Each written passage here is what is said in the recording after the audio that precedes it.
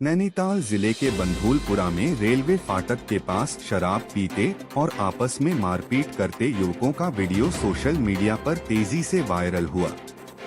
मामले का संज्ञान लेते हुए एसएसपी प्रहलाद नारायण मीणा ने थानाध्यक्ष को सख्त कार्रवाई के निर्देश दिए। पुलिस ने त्वरित कार्रवाई करते हुए 4 युवकों को हिरासत में लिया और उनकी 2 मोटरसाइकिलें भी सीज कर दी। आरोपियों पर पुलिस अधिनियम के तहत चालान करते हुए जुर्माना भी वसूला गया। पुलिस ने जनता से अपील की है कि सार्वजनिक स्थलों पर अराजकता फैलाने से बचें, अन्यथा सख्त कार्रवाई तय है। फाटक के पास सार्वजनिक स्थान पर ड्रिंक कर रहे थे, तभी उस कारण के कहते एक पीछे से बाइक वाला आके हमारी बाइक पे टकरा गई, जिसकी वजह से हमारी कहासुनी हो गई और हाथापाई हो गई। इस गलती के लिए हम क्षमा चाहते हैं। आइंदा के बाद ये गलती हम कभी नहीं दोहराएंगे। इसमें हमारा चालान भी हुआ और हमारी गाड़ी भी सीज हो गई है, इसलिए हम प्रशासन से क्षमा चाहते हैं।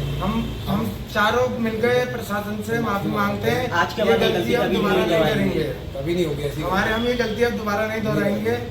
हमें प्रशासन से माफी मांगते हैं।